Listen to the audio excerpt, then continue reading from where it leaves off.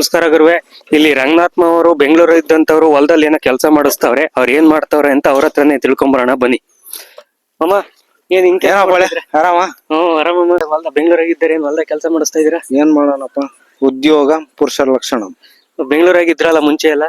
ಬೆಂಗಳೂರಲ್ಲಿ ಇದ್ವಿ 10 ವರ್ಷ labour contract field officer work ಮಾಡಿದೆ. ಆಮೇಲೆ ನಮ್ಮ ತಾಯಿಯವ್ರನ್ನ ಗ್ರಾಮ ಪಂಚಾಯತಿ ಚುನಾಯಿತ ಅಭ್ಯರ್ಥಿಯಾಗಿ ನಮ್ಮ ಊರಿನ ಜನರು ಗೆಲ್ಲಿಸ್ಕೊಟ್ರು. ಆವಾಗ ನಾನು ಬೆಂಗಳೂರು ಬಿಟ್ಟು ಬಂದೆ. ಇಲ್ಲಿ ಈ ಸರ್ಕಾರಗಳಲ್ಲಿ ನಾವು ಜನಗಳಿಗೆ ಏನೋ ಸ್ಪಂದಿಸಕ್ಕಾಗಲ್ಲ, ಒಳ್ಳೇದ್ ಮಾಡಕ್ ಆಗ್ಲಿಲ್ಲ. ನನ್ನದೇ ಆದಂತ ಒಂದು ಉದ್ಯೋಗವನ್ನ ಸೃಷ್ಟಿ ಮಾಡ್ಕೊಂಡು ಈಗ ಧರ್ಮಪುರದಲ್ಲಿ ಒಂದು ಅಮ್ಮ ಕ್ಯಾಂಟೀನ್ ಅಂತ ಮಾಡ್ಕೊಂಡು ಹೋಟೆಲ್ ಉದ್ಯೋಗ ಹಾಗೂ ಪ್ರಗತಿಪರ, ನಮ್ದು ಜಮೀನಿಲ್ಲ, ಇದು ನಮ್ಮ ಮಾವಾರ ಜಮೀನಿನಲ್ಲಿ ವ್ಯವಸಾಯ ಮಾಡ್ಬೇಕು ಅಂತ ಇಷ್ಟೆಲ್ಲ ರೆಡಿ ಮಾಡ್ಕೊಂಡು ಟೊಮೊಟೊ ಹಾಕಕ್ಕೆ ಇದನ್ನ ಮಾಡ್ತಾ ಇದೀನಪ್ಪ. ಈಗ ಬೆಂಗಳೂರಾಗಿದ್ರಿ ಅಂದ್ರಲ್ಲ, ಅಲ್ಲಿ ಯಾವ ತರ ಇತ್ತು ಅನುಭವ ನಿಮ್ದು? ಬೆಂಗಳೂರಲ್ಲಿ ನಾನು ನೋಡ್ದಂಗೆ ಒಳ್ಳೆ ಉದ್ಯೋಗ ಇತ್ತು. ನಮ್ಗೆ ಒಳ್ಳೆ ಬಾಸ್ ಸಿಕ್ಕಿದ್ರು. ನಮ್ಮ ಲೇಬರ್ ಕಾಂಟ್ರಾಕ್ಟ್ ಫೀಲ್ಡ್ ಆಫೀಸರು ನನ್ನ ಅಂಡ್ರಲ್ಲೇ ಒಂದು 500-600 ಜನ ಎಂಪ್ಲಾಯ್ಸ್ ವರ್ಕ್ ಮಾಡ್ತಾ ಇದ್ರು. ನನಗೆ ಬೆಂಗಳೂರು ಜೀವನ ಬಹಳ ಸಂತೋಷ, ನೆಮ್ಮದಿ ಕೊಟ್ಟಿದೆ. ಏನಪ್ಪಾ ಅಂದ್ರೆ ಎನಿ ಟೈಮ್ ಮನ್ಸಿಗೆ ನೆಮ್ಮದಿ ಇರಲ್ಲ ಬೆಂಗಳೂರು. ಅದಕ್ಕೆ ಬಂದು ಊರಲ್ಲಿ ಕೆಲಸ ಊರಲ್ಲಿ ನಮ್ಮ ತಾಯಿ ಜನಪ್ರತಿನಿಧಿ ಆದ್ಮೇಲೆ ಏನೋ ಒಂದು ಜನ ಸೇವೆ ಮಾಡ್ಬೇಕು ಅಂತ ನಾನು ಬೆಂಗಳೂರು ಬಿಟ್ಟು ಬಂದಂತೆ. ಎಲೆಕ್ಷನ್ ನಿಂತ್ಕೊಂಡಿದ್ರಲ್ವಾ, ಅದು ಯಾವ ತರ ಇತ್ತು ಅನುಭವ? ಹೆಂಗಿತ್ತು ನಿಮ್ಮ ಒಂದು ಫಸ್ಟ್ ಟೈಮ್ ನಿಂತ್ಕೊಂಡಿರ್ಬೇಕಾದ್ರೆ ಯಾವ ತರ ಅನ್ನಿಸ್ತು? ಸರ್, ದಯವಿಟ್ಟು ನನ್ನ ಜನಗಳಿಗೆ ನಾನು ಇವತ್ತು ಕೃತಜ್ಞತೆ ಸಲ್ಲಿಸ್ತೀನಿ. ಬಟ್ ನಾನು ಜನ ಸೇವೆ ಮಾಡಕ್ ಆಗ್ಲಿಲ್ಲ. ಯಾಕೆಂದ್ರೆ ನಾವು ಅನ್ಕೊಂಡಂಗೆ ಒಂದು ಗ್ರಾಮ ಪಂಚಾಯತಿ ಲೆವೆಲ್ ಆಗಂತ ಕೆಲ್ಸನೇನೆ ಬಹಳ ಬಿಕ್ಕಟ್ಟಾಗಾತು. ಹಂಗಾಗಿ ನಾವು ಊರಿಗೂ ಏನು ಸೇವೆ ಮಾಡಕ್ ಆಗ್ಲಿಲ್ಲ. ಜನ ನನ್ನ ರಂಗನಾಥನ್ ತಾಯಿ ಸೇವೆ ಮಾಡ್ತಾರೆ ಅಂತ ಕಳ್ಸಿಕೊಟ್ರು. ಆಗ್ಲಿಲ್ಲ ಅದು. ನಾನು ಇವತ್ತು ಜನಗಳ ಹತ್ರ ತಪ್ಪೊಪ್ಕೊತಾ ಇದ್ದೀನಿ. ಯಾಕೆಂದ್ರೆ ನನ್ನ ಮೇಲೆ ಅಂತ ಅಭಿಮಾನ ವಿಶ್ವಾಸ ಇಟ್ಟಿದ್ರು. ಬಟ್ ಅದನ್ನ ಉಳಿಸ್ಕೊಳಕ್ ಆಗ್ಲಿಲ್ಲ.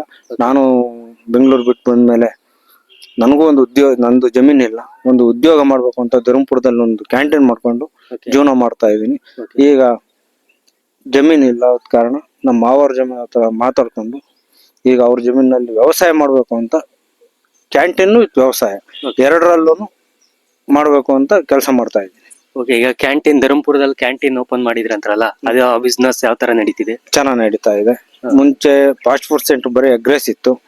ಈಗ ಅಲ್ಲಿ ನಾನಾ ಕಾರಣಗಳಿಂದ ಎಗ್ರೆಸ್ ಸ್ಟಾಪ್ ಆಗಿ ಈಗ ಒಂದು ಬಿಲ್ಡಿಂಗ್ ಅಲ್ಲಿ ರೂಮ್ ಬಾಡಿಗೆ ತಗೊಂಡು ಅಮ್ಮ ಕ್ಯಾಂಟೀನ್ ಅಂತ ಮಾಡ್ಕೊಂಡು ಅರ್ಲಿ ಮಾರ್ನಿಂಗ್ 4:30ಗೆ ನಾನು ಧರ್ಮಪುರ ಹೋಗಿ 6:30ಗೆಲ್ಲ ನನ್ನ ಹತ್ರ ಟಿಫನ್ ರೆಡಿ ಮಾಡ್ಕೊಂಡು ನಾನು 10 ಗಂಟೆವರೆಗೂ ಅಲ್ಲಿದ್ದು, ಆಮೇಲೆ ನನ್ನ ತಾಯಿ ಅಲ್ಲಿ ಬಿಟ್ಟು ನಾನು ಇಲ್ಲಿ ಬಂದು ವ್ಯವಸಾಯ ಮಾಡ್ತಾ ಇದ್ದೀನಿ. ಈಗ ಇಲ್ಲಿ ವ್ಯವಸಾಯ ಮಾಡಿಸ್ತಾ ಇದ್ರಲ್ಲ, ಯಾವ ತರ ಬೆಳೆ ಬೆಳೀತಾ ಇದ್ರಿ ಇಲ್ಲಿ? ಸರ್, ಈಗ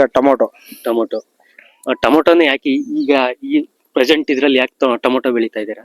ಈ ಪ್ರೆಸೆಂಟ್ ಅಂದ್ರೆ ಟೊಮೊಟೊ ಯಾವಾಗ್ಲೂ ಬೆಳಿತೀವಿ ನಮ್ಮ ರೈತರು.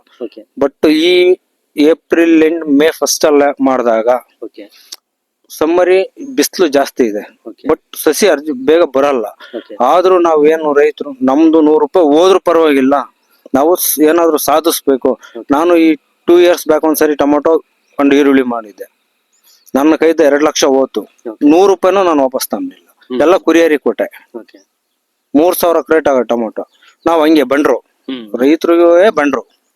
ಬಂಡ್ ಧೈರ್ಯ. ಈ ಭೂಮಿ ತಾಯಿ ಯಾವತ್ತು ಒಬ್ಬ ರೈತನ್ನ ಕೈ ಬಿಡಲ್ಲ. ಇವತ್ತಲ್ಲ ನಾಳೆ ಎತ್ತುತ್ತಾನೆ. ಈ ಯಮನ್ನ ನಂಬಿದೀವಿ. ಭೂಮಿ ನಮ್ದಾರು ಯಾವತ್ತೂ ಕೆಟ್ಟಿಲ್ಲ ಸರ್. ಅನ್ನ ಹಾಕಿದ್ ಮನೆ, ಹೊಲಕ್ ಹಾಕಿದ್ ಗೊಬ್ಬರ ಯಾವತ್ತೂ ಕೆಡಲ್ಲ. ತಾತ್ಕಾಲಿಕವಾಗಿ ಕೆಳಕ್ ಬಿದ್ದಿರ್ಬೋದು ನಾವು, ಬಟ್ ಒಂದಿನ ಅಲ್ಲ ಒಂದಿನ ಹಿಂಗ್ ಬರ್ತೀವಿ. ಅದು ಈ ತಾಯಿ ನಂಬಿದೀವಿ. ಅದು ನಮ್ಗೆ ವಿಶ್ವಾಸ, ಆ ಭಗವಂತನ ಕೃಪೆ ಇದೆ ಸರ್. ಹಂಗಾಗಿ ಈ ಸರಿ ಈ ಬಿಸಿಲಿಗೆ ಸಸಿ ಬರಲ್ಲ, ಕಮ್ಮಿ ಆದ್ರೂನು ನಾವು ಮಾಡ್ಲೇಬೇಕು ಅಂತ ಹೊರಟಿದೀವಿ ಸರ್. ಈಗ ಜೂನ್ ಜುಲೈ ಟೈಮಲ್ಲಿ ಮಳೆಗಾಲ ಇರುತ್ತೆ. ಆ ಟೈಮಲ್ಲಿ ಡಿಮ್ಯಾಂಡ್ ಕೂಡ ಜಾಸ್ತಿ ಆಗುತ್ತೆ. ಅದನ್ನ ತಲೆಯಲ್ಲಿ ಇಟ್ಕೊಂಡು ನೀವು ಮಾಡ್ತಾ ಇದ್ದೀರಾ ಈಗ? ಅದಿದೆ, ಬಟ್ ಆದ್ರೆ ಇಳುವರಿ ಕಮ್ಮಿ ಬರುತ್ತೆ. ಈ ಬಿಸಿಲಿಗೆ ಗಿಡ ಎದ್ದೇಳಲ್ಲ. ಈಗ ಅದೇ ಜೂನ್ ಜುಲೈಗೆ ನಾವು ಸಸಿ ಹಾಕಿದೀವಿ ಅಂದ್ರೆ ಮಳೆಗಾಲದಾಗ ಚಿನ್ನ ಎದ್ದೇಳುತ್ತೆ ಸಸಿ. ಈಗ ಬೇಸಿಗೆಲ್ ಬೆಳೆಯೋದಿದೆಯಲ್ಲ ನಾವು, ಈಗ ಅಷ್ಟೇ ಫೋಕಸ್ ಹಾಕ್ಬೇಕು ನಾವು. ಗಿಡಕ್ಕೆ ಒಳ್ಳೆ ಔಷಧಿ ಗೊಬ್ಬರ ಎನಿ ಟೈಮ್ ನೀರು. ಇಂಥ ಸಂದರ್ಭದಲ್ಲಿ ನೀರ್ ಕಮ್ಮಿ ಬರುತ್ತೆ Okay. ಬೋರ್ವೆಲ್ಗಳಲ್ಲಿ, ಅದನ್ನೆಲ್ಲ ನಾವು ಅನುಸರಿಸ್ಕೊಂಡು ನಾವು ಮಾಡ್ಲೇಬೇಕು. ಓಕೆ. ಈಗ ಇಲ್ಲಿ ಟೊಮೊಟೊ ಸಸಿ ಬೀಜ ಎಲ್ಲ ತಂದು ಎಲ್ಲಿಂದ ತರಿಸ್ತಾ ಇದ್ರ ಆ ಬೀಜವನ್ನೆಲ್ಲ? ಸರ್ ನರ್ಸರಿ ಇದ್ದ 15,000 ಸಸಿ ಹೇಳಿದೀನಿ. Okay. ಬೀಜ ಅಲ್ಲ, ಸಸಿ. ಸಸಿ. ಟೊಮೊಟೊ ಸಸಿ 15,000 ಬಂದಿದೆ. ನಾಳೆ ತಪ್ಪರ್ ನಾಡಿದ್ದು ನಾಟಿ ಮಾಡ್ತೀವಿ. ಓಕೆ. ಏನೋ ಇವತ್ತು ಮಳೆ ಮೋಡ ಬೇರೆ ಬರುವ ಆಗೈತೆ. ಮುಂಜಾನೆ ಭಗವಂತನ ಕೃಪೆಯಿಂದ ಮಳೆ ಬಂದ್ರೆ ಇನ್ನೂ ಅನುಕೂಲ ಆಗುತ್ತೆ. ಅಂದ್ರೆ ಸಸಿ ಇದು ಮಾಡಕ್ಕೆ ನಾಟಿ ಮಾಡಕ್ಕೆ ನಾಟಿ ಮಾಡ್ಲಿಕ್ಕೂ ಮತ್ತೆ ಭೂಮಿ ತಂಪಾಗುತ್ತೆ, ಎಲ್ಲ ಒಂದು ಅನುಕೂಲ ಆಗುತ್ತೆ ಅಂತ ಅನ್ಕೊಂಡಿದೀವಿ. ಓಕೆ. ಮತ್ತೆ ನೀವು ಇದು ಎಷ್ಟು 2 ರಿಂದ 3 ತಿಂಗಳು ಬೇಕಾ ಇದು? 3 ತಿಂಗಳು ಬೇಕು. 3 ತಿಂಗಳು ಬೇಕು. ಏನಾನ ಬೇರೆ ಪ್ಲಾನ್ ಮಾಡಿದ್ರಾ ಬೇರೆ ಬೆಳೆ ಬೆಳೆಯಕ್ಕೆ? ಬರೀ ಟೊಮೊಟೊ ಮಾತ್ರನಾ? ಬರೇ ಟೊಮೊಟೊ. ಓಕೆ. 15,000 ಸಸಿನು ಬರೇ ಟೊಮೊಟೊ. ಓಕೆ. ಮುಂದೆ ಏನಾದ್ರು ಪ್ಲಾನ್ ಇದೆಯಾ? ಅದಾದ್ಮೇಲೆ ನೆಕ್ಸ್ಟ್ ನೋಡೋಣ ಬೇರೆ ಪ್ಲಾನ್. ದೇವ್ರ ದಯೆಯಿಂದ ದೇವ್ರ ದಯೆಯಿಂದ ಇದು ಏನಾಯ್ತಾ, ಆ ತಾಯಿ ಏನ್ ಮಾಡ್ತಾಳ ಆಮೇಲೆ ಬೇರೆ ಪ್ಲಾನ್ ಶ್ರಮ ಎಲ್ಲ ಹಾಕ್ತಿವಿ. ಆ ತಾಯಿ ಏನ್ ಮಾಡ್ತಾಳ ನೋಡೋಣ. ನಿಮ್ಮ ಅನುಭವ ಇಷ್ಟ ದಿನ ನೀವೇನೇನು ನಿಮ್ಮ ಲೈಫ್ ಅಲ್ಲಿ ಏನೇನ್ ಮಾಡಿದ್ರ, ನಿಮ್ಗೆ ಏನ್ ಅನ್ನಿಸ್ತು ಅನುಭವ ಓವರ್ ಆಲ್ ಆಗಿ? ಸರ್ ಹಳ್ಳಿ ವಾತಾವರಣ ಎಲ್ಲಾದ್ರಲ್ಲೂ ಒಳ್ಳೇದೆ. ಮನುಷ್ಯನ್ಗೆ ಸಾಲ ಬೆಸ್ಟ್. ಸಾಲ ಇರಬಾರ್ದು, ಮೊದಲನೇದಾಗಿ ಸಾಲ ಇರಬಾರ್ದು. ಆವಾಗ ಮನುಷ್ಯ ನಿಮ್ದಲ್ಲಿ ಇಲ್ಲಿ 10 ರೂಪಾಯಿ ದುಡಿದ್ರು ನಿಮ್ದಾಗಿರ್ತೀವಿ. ಬಟ್ ಬೆಂಗಳೂರು ಬೆಂಗಳೂರು ಕೆಟ್ಟದ್ದು ಅನ್ನಲ್ಲ, ಅಲ್ಲಿ 100 ರೂಪಾಯಿ ತಂದ್ರು ಖರ್ಚು ಹಂಗೆ ಇರುತ್ತೆ, ನೆಮ್ಮದಿ ಇರಲ್ಲ. ಬೇರೆ ಕೈ ಕೆಳಗೆ ಕೆಲಸ ಮಾಡ್ತೀವಿ. ಇದು ಓನು. ಹೌದು. ಹಂಗಂತ ಹೇಳಿ ನಾವು ಬೆಂಗಳೂರಲ್ಲಿ ಅನ್ನ ತಿಂದಿದ್ದೀನಿ, ನಾನು ಬೆಂಗಳೂರನ್ನ ನಿಷ್ಠೂರ ಮಾಡಕ್ ನಾವು ತಯಾರಿಲ್ಲ. ಹೌದು. But not money any time. ಮನುಷ್ಯನ್ಗೆ ದುಡ್ಡು ಇಂಪಾರ್ಟೆಂಟ್ ಅಲ್ಲ, health important. Health is wealth. ಅಲ್ಲಿ ಹೆಲ್ತ್ ಚೆನ್ನಾಗಿರಲ್ಲ, ನಮ್ಮ ಹೊಗೆ ಧೂಳು, ಅದ್ರಾಗೂ ಟೆನ್ಷನ್, ಮೈಂಡ್ ಪ್ರೆಷರ್ ಯಾರಿಗೆ ಜಾಸ್ತಿ ಇರುತ್ತೋ ಅವ್ರ ಆರೋಗ್ಯ ಬೇಗ ಹೋಗುತ್ತೆ, ಆಲ್ಮೋಸ್ಟ್ ಹೋಗುತ್ತೆ. ಹೌದು.